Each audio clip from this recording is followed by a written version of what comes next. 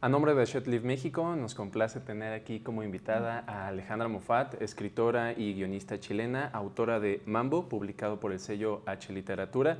Alejandra, bienvenida. Muchas gracias, Alonso.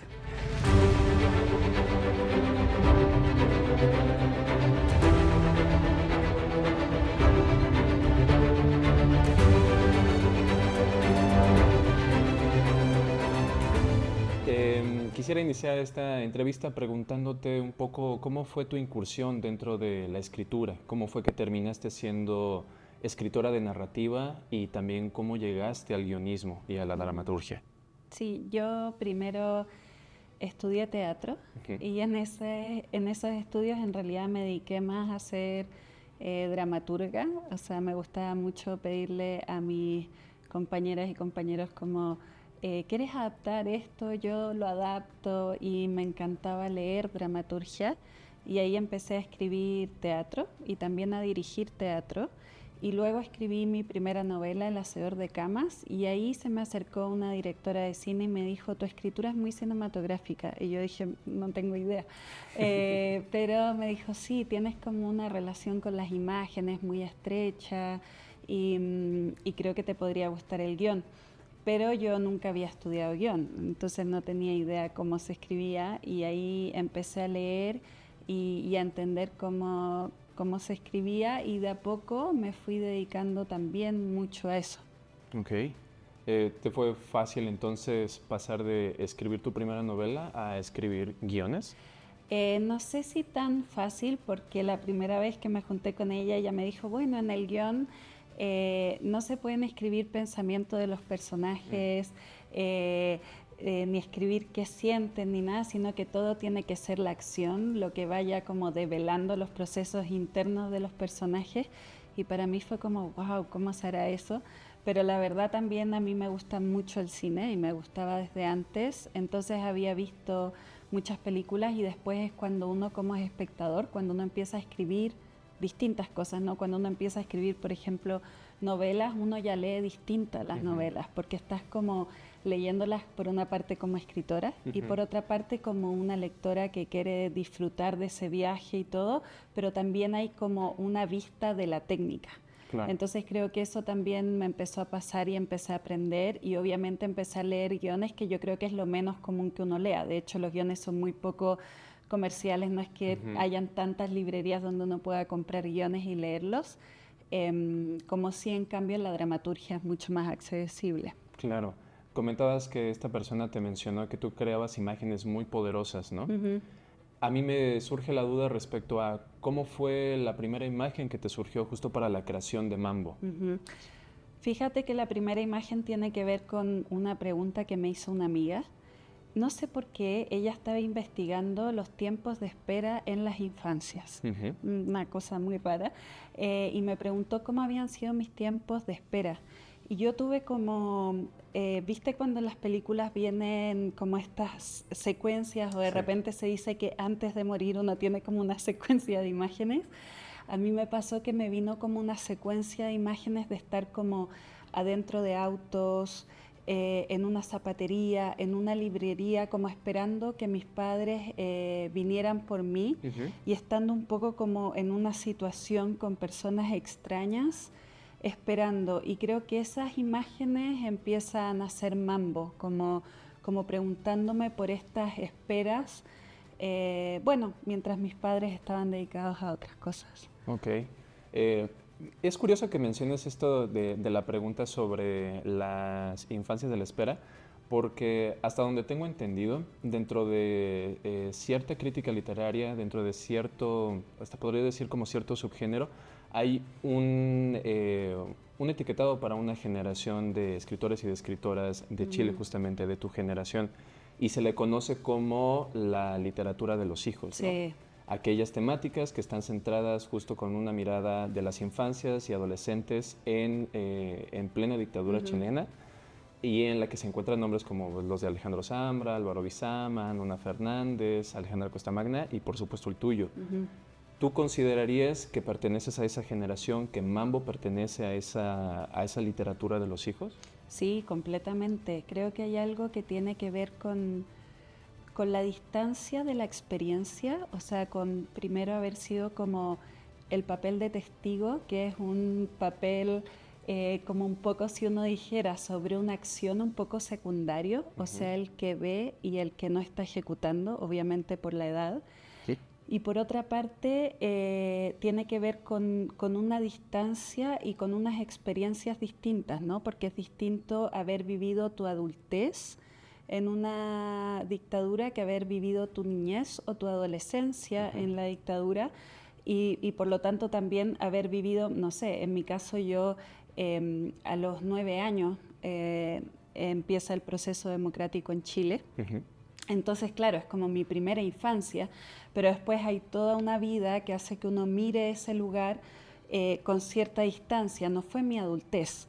Entonces creo que completamente me siento en esa generación y me siento muy orgullosa de esa generación porque además haber leído antes a Ale y Ale, a Nona, a Álvaro, a todos, para mí fue súper importante también. Yo creo que las lecturas al final hacen que uno pueda escribir los libros que uno escribe, ¿no? Y también el leer a las personas de tu propio país y también de Latinoamérica, ¿no? Porque en Argentina y en Uruguay se vivieron procesos muy similares políticos. Claro, dentro de tu estilo y lo que mencionas de tus lecturas de Álvaro, de Ale y de Ale, justamente encuentro una cercanía, al menos en cierto ámbito poético, con Zambra, pero también con cierta mirada un poco más tierna, como lo puedo haber en Nona Fernández.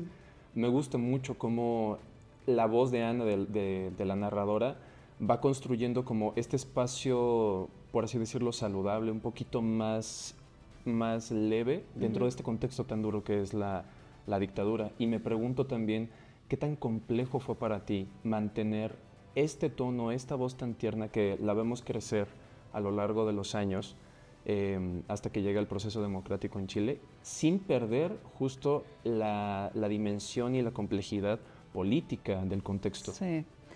Fíjate que fue bastante difícil porque yo creo que hay algo que pasa con la adultez que también es como una voz que opina y va clasificando las cosas, ¿no? Como que uno va aprendiendo a decir lo bueno, lo malo, uno también tiende como a vivir una experiencia, pero quizás al mismo tiempo ponerla en ciertos lugares y todo, y creo que una de las cosas que más me costaba en Mambo era lograr una voz que viviera y que viviera como quien mira detrás de una puerta, como ciertas cosas logras verla y ciertas cosas escuchas ciertos sonidos que te lleva a ciertos lugares o que uno puede sospechar que está pasando, pero que uno no tiene toda la información para entender el contexto. Y eso me era muy importante en la novela, al mismo tiempo que era muy importante que en el fondo se entendiera el contexto político, Claro. al mismo tiempo que existiera la inocencia, pero que tampoco se transformara en una inocencia como naif, en alguien que como que es tan inocente que realmente no le afecta nada de lo que pasa y puede vivir realmente en un mundo paralelo, sino que ese como terror en el exterior fuera sumándose y que incluso parte de la reacción como tierna de la novela fuera parte de convivir en un ambiente que es más de miedo. Entonces sí me costó y fueron muchas correcciones como de ir sacando mi voz de adulta e ir como construyendo bien la personalidad y la mirada de esta niña, que es lo que realmente a mí me interesa, como meterme en el punto de vista de un personaje, y creo que eso también es muy bonito como de la autoficción o como se quiera llamar, que uno como que va ficcionando ciertas cosas y entonces va teniendo también más libertad para trabajar. Claro, lo que mencionas respecto a que no se pierda la complejidad del contexto histórico y político de Chile para otros lectores también que están fuera de Chile, que a lo mejor no tienen esa misma cercanía.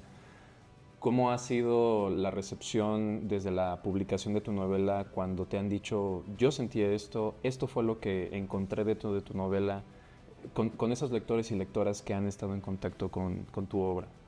Sí, ha sido, bueno, creo que la experiencia de las infancias, por ejemplo, con respecto a la imaginación, es algo que probablemente todas las personas tengan, Ujú, ¿no? ujú. Como la experiencia de haber sido niñas, niños y de repente haberse, no, como yo me imaginaba que el auto era en realidad un cohete y iba tal cosa, o mi papá cuando me hablaba del león yo me asustaba y no. Entonces como que en eso yo creo que la novela es como muy, no sé, que los lectores de distintas partes, no sé, de Colombia, de Perú, me ha tocado hablar, como que logran irse a su propia infancia también y a sus propios recuerdos. Y por otra parte, un contexto político también que fue como muy conocido, la dictadura chilena, que en general muchos lectores tienen información respecto a eso, pero también que en todos los países hemos vivido situaciones donde hay contextos de conflictos, Ujú. ¿no? Militares o de distintas naturalezas, y por eso a mí me importaba también que la novela como que Pinochet fuera tratado más bien como Pinocho, más Ujú, que, ujú. porque creo, no sé, en eso también de tomar personajes más universales y trabajar así. Claro, ahora ahondando un poco más en la cuestión imaginativa que mencionas, porque justo es a través de tanto la ternura como la imaginación de Ana que se crea, de primera instancia, uno podría pensar un mundo fantástico, ¿no? Ujú. Con esta información que los padres de Ana le van dando a ella y a su hermana, Sí. y al mismo tiempo su relación con el exterior, que en un inicio es en un bosque, Ujú. ¿no? Eh, y con estos otros personajes, justo que decirle Pinocho a Pinochet, ¿no? Ujú. ¿Tú crees que esta capacidad imaginativa que tienen tanto las infancias como en general la literatura puede transformar de alguna manera nuestra realidad o en cierta medida, obviamente no generando como una revolución, ¿no? Claro. Pero Eh, O sea, creo que por lo menos para mí como lectora la literatura ha sido súper importante para la reflexión, para pensar desde otros lugares, lo que decía antes, como que cada personaje trae consigo un punto de vista sobre algo. Ujú, Y de repente, por ejemplo, yo he podido reflexionar sobre el duelo, ¿no? No sé, de una madre o de un hermana sin nunca haber perdido a mi madre, ¿no? Como ponerme en el lugar de esa situación y todo. Por otra parte, creo que la literatura tiene que ver mucho con el lenguaje como forma, ¿no? Y ujú. eso a mí me parece muy fascinante, como que yo de repente estoy leyendo un libro y digo, con estas palabras que conozco, no puedo creer al lugar que me están llevando en mi cabeza. Creo que como las transformaciones siempre tienen que ver más con un colectivo, ¿no? Ujú. Y tienen que ver con una índole. Puede ser que un libro sirva para ciertas luchas, puede ser que inspire, hay que pensar, no sé, en el feminismo, cuántos libros están inspirando Ujú. un movimiento hoy en día. Eh, pero no es como que yo te dijera, escribo mambo y estoy pensando que esto va, porque creo que es de otra índole este libro, o sea, tiene que ver quizás con un encuentro más privado con los lectores, más íntimo. Ahorita, ¿cómo te sientes con Bambo? O sea, dentro de tu producción tanto de guiones como de tu primera novela a esta Ujú. novela, ¿qué significa ahorita para ti este libro? Ha sido muy importante. Yo creo que por muchas razones, como por revisar una historia, ¿no? Que me parecía muy importante en la intimidad también revisar.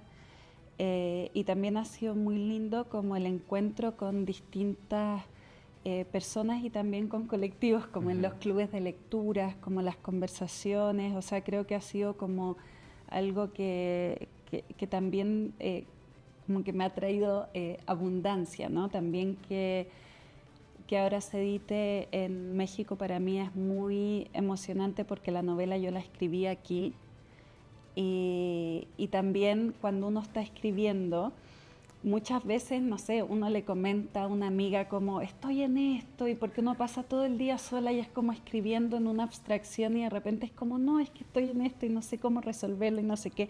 O uno está en la calle y escucha algo y se te ocurre algo o un amigo te dice lee este libro, te puede servir. Entonces yo creo que en el lugar donde son creados los libros es súper importante porque como que se van alimentando de ese contexto. Perfecto. Y creo que yo hubiera escribido una novela completamente distinta si hubiera estado en Chile. Ok. Eso me parece sumamente curioso, ¿no? Uno pensaría que la novela probablemente surgió en Santiago Ajá. y no aquí en México. No, Pero esa retroalimentación que ocurre del contexto contigo para que se genere la novela. sí, porque yo creo que no, yo creo que el contexto es fundamental y no sé, a veces pasa que uno se aleja, por ejemplo, 2 horas del lugar de donde vive, de tu casa, o vas un fin de semana a un lugar distinto, ¿verdad? Ujú. Y de repente estás como con ciertas cosas en la cabeza respecto a ese contexto, como no sé cómo solucionar esto, no sé. Y la distancia es cierto que te sirve para mirar de otra forma. Entonces, realmente escribir Mambo desde México a mí me daba como mucho más libertad y más como claridad respecto a ciertas cosas. Por otro lado, México para mí cuando yo llegué y lo conocí era como, ¿qué es este lugar? O sea, como que salía a la calle y era como, esto está pasando en paralelo a esto, a esto, a esto, a esto. Y yo venía como con una cabeza mucho más estructurada desde Ujú. mi país. Y creo que también eso me sirvió para voy a decir algo que puede parecer muy, no sé, pero a mí me pasó algo también con la amabilidad mexicana que Ujú. yo no conocía, que realmente no conocía. Y eso también me hizo como entrar a la ternura desde otro lugar. Eh, y otra cosa que fue muy importante, en un momento yo estaba como en una crisis muy grande con la novela, que todas las personas que escriben me van a entender porque pasamos por momentos de mucha angustia y de no saber cómo resolver ciertas cosas. Y yo había escrito una versión de Mambo que se llamaba de otra forma desde una voz adulta. Ok. Y leí toda la novela y la odié y dije, ¿qué escribí? Llevo años escribiendo esto y no me gusta nada. Y en ese momento de casualidad alguien me dijo, oye, ¿por qué no vas al Museo del Juguete? Es un lugar muy Ujú, ujú, particular en la ujú. Ciudad de México. Y yo fui y vi este lugar loquísimo, que es como un edificio lleno de Sí. juguetes, hay juguetes incompletos, no hay nada que te explique de dónde, es como un lugar lleno de sensaciones, lleno de historia, Ujú. pero que te permite una libertad de recorrido muy particular, no te está leccionando sobre algo. Y yo dije, yo quiero que Mambo sea así. O sea, para mí el Museo del Juguete me dio la estructura de Mambo. Entonces, ¿cómo no va a ser importante que esté editada acá la novela? Es Es como... maravilloso, es una gran historia maravillosa. Eh, Digo, yo quisiera seguir platicando contigo más tiempo, pero para concluir Sí, con la entrevista, ¿cómo surge el título de la novela? O sea, sabemos que dentro de la novela se explica a mitad, más o menos, sí. pero ¿cómo Sí, te yo surgió? quería que el título de la novela fuera un secreto porque era un lenguaje también que yo había aprendido desde pequeña, como esta idea de los códigos, Ujú. como de esto de lo que es nombrable, de lo que no, o de lo que tú nombras y va a significar otra cosa para nosotros que estamos en esta sala.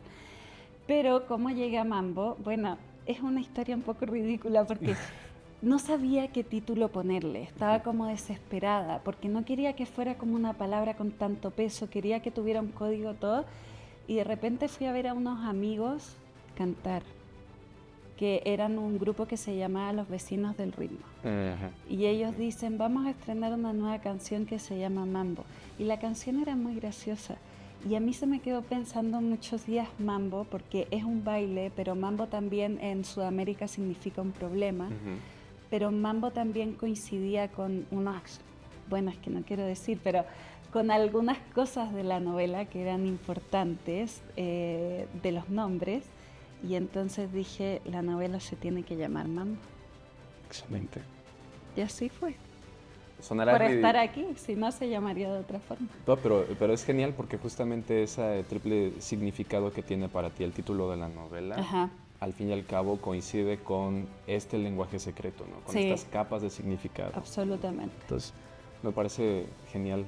Alejandra, a mí me gustaría muchísimo que volvieras a estar aquí con nosotros, probablemente también con otra novela, también con otro trabajo. No sé si ahorita lo estás considerando escribir otra novela o si ya estás trabajando en algo así, pero agradecemos muchísimo que hayas estado aquí en esta entrevista y que hayas estado aquí en México y justamente para presentar tu novela. Muchas gracias, Alonso. Yo estoy muy feliz de estar aquí.